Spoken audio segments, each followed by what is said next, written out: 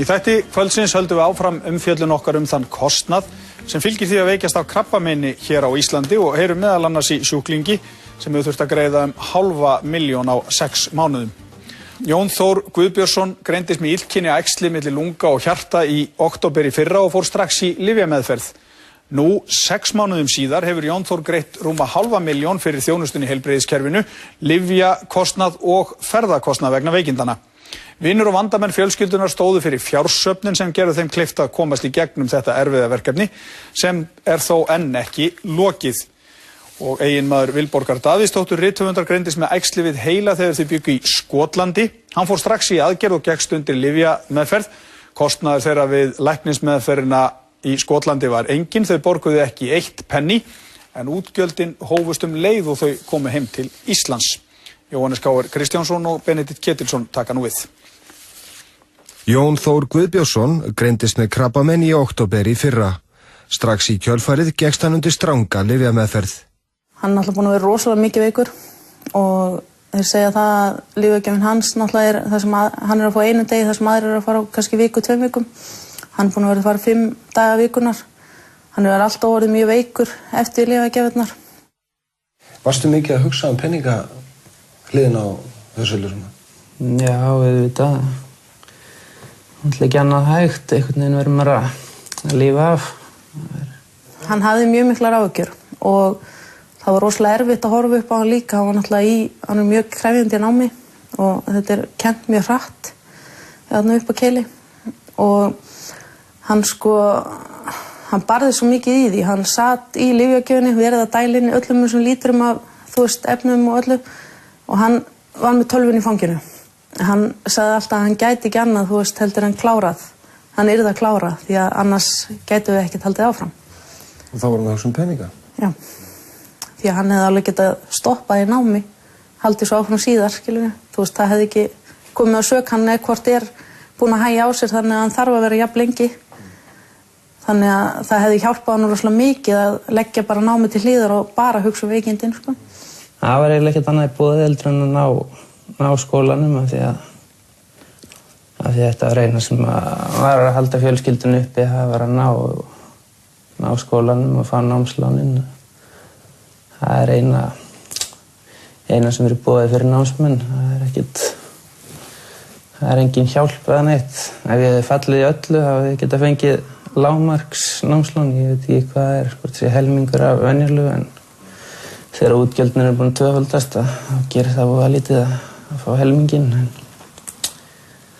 En það var ágætt, það hafðist og kláraði mig gegnum það og náði öllu og það blessaðist allt. Þú hefur séð fjármáluna meðan að Jón Þór hefur barist við veikindin. Hvernig hefur þetta verið fyrir ykkur? Þetta er náttúrulega búið að vera bara lýgilegt að fylgjast með þessu.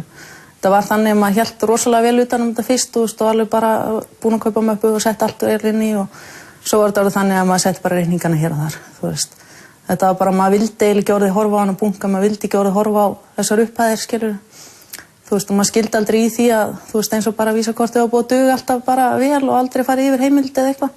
Þarna var allt í einu komið það, maður þurfti allt í einu að fara endalaust að borga og endalaust að taka upp pening eða eitthvað, skilur, því að það dugði bara ekki neitt. Og hvernig hefur aðstoð kerfisins verið þar að segja fjárhagsleg eftir að þú greinist? Ég veit ekki hvernig fjárhagsleg aðstoð kerfisins er. Ég hef ekki séð hana, ekki mikið. Þetta er svona, það verðist vera svona byggt upp þetta félagslega kerfi til þess að passa að fólk svindli ekki á því.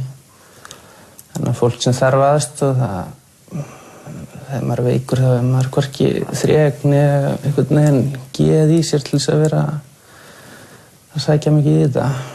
Það er alveg erfitt að lýsa þessu. Þetta er svona eins og að vera að banka á einhverju húsi sem er ekki með eina hurð og reyna að tala af vegginn, Það er ekkert í gegn, það er alveg ótrúlegt. Hvað hefur meðferðin hans Jón Þórs kostað? Í heildina hefur hún kostað með lækniskostnaði, lyfjakostnaði og ferðunum bara á milli, bara til þess að fara til læknisins og það þetta komið í 510.000. Hvað af því er þá tengt spítalanum, það er að segja rannsóknir, komugjöld og blóðpröfur og allt það? 319. Bjóstu við því að þetta yrði svona mikill kostnað þegar hann veiktist? Nei.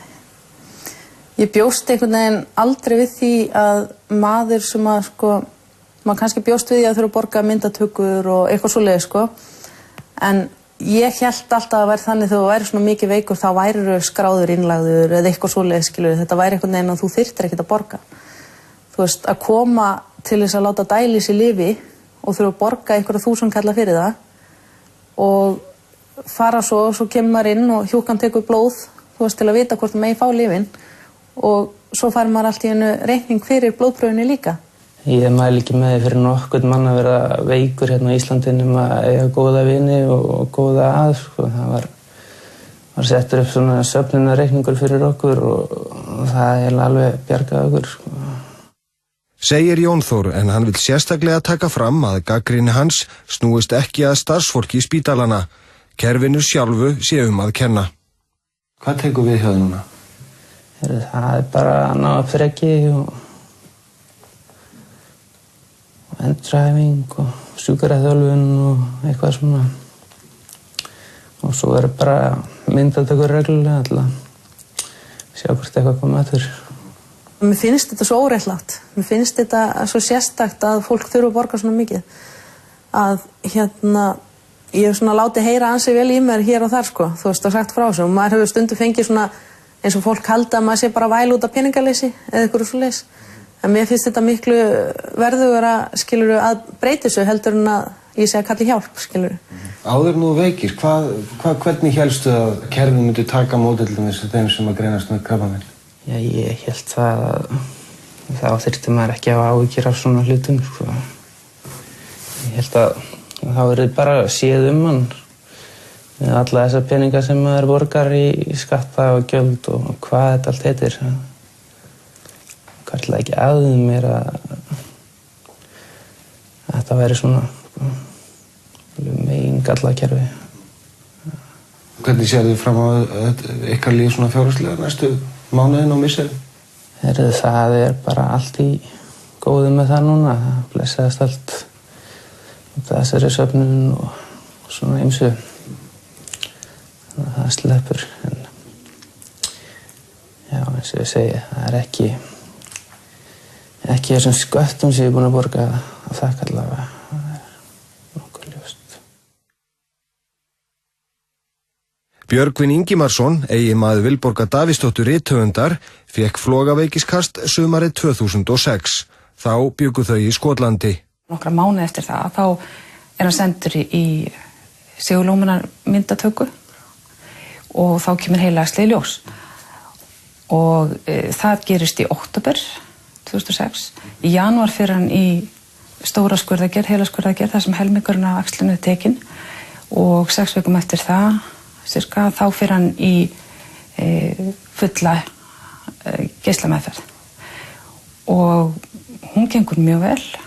Þetta eru 30 skipti, en 5 vikur seinna þarf hann að leggjast inn á spítala vegna þess að hann örmagnast, mjög veikur, en nær kröftum fyrir fljótt og síðan útskrifar hann út úr sínu prógrami og við förum heim til Íslands í júlí. Hvað kostaði þessi meðferð hjá honum? Ekki 1 penni. Ekki einu sinni fyrir verkjalyfin, ekki fyrir Panodil. Einhvern tímann fékk hann einhverja sýkingu sem hafði ekkert að gera neitt með krabbameini. Og hann fékk sýklalyf skrifið upp og þau voru ókeypis. Við vorum aldrei svo mikið beðin, aldrei sýndu neitreikningur, aldrei spurð að því einu sinni hvort þið væri með einhverju pappíra eða neitt. Þetta gekk algjörlega sjálfvirkt fyrir sig. Björgvin og Vilborg fluttu til Íslands árið 2007. Þau komust strax í samband við lækni á Íslandi. Og við fengum viðtal við hann fljótt og vel. Björgvin fór í eina blóðrannsókn og þá borguðum við fyrir hana. Og þá fannst mér, að ég væri komin heim. Saman áttu Björgvin og Vilborg 5 góð ár frá veikindunum í Skotlandi, en síðasta sumar greindist Björgvin aftur með krabbamein í höfði. Björgvin lést þann 9. febrúar á þessu ári. Nú erum við með viðtal við hjón þar sem að maðurinn hefur verið að berjast við krabbamein. Frá því október er beinn kostnaður þeirra bara varðandi spítalann og lækna 319.000 krónur, hvað finnst þér um þetta? Mér finnst þetta ekki forsvaranlegt.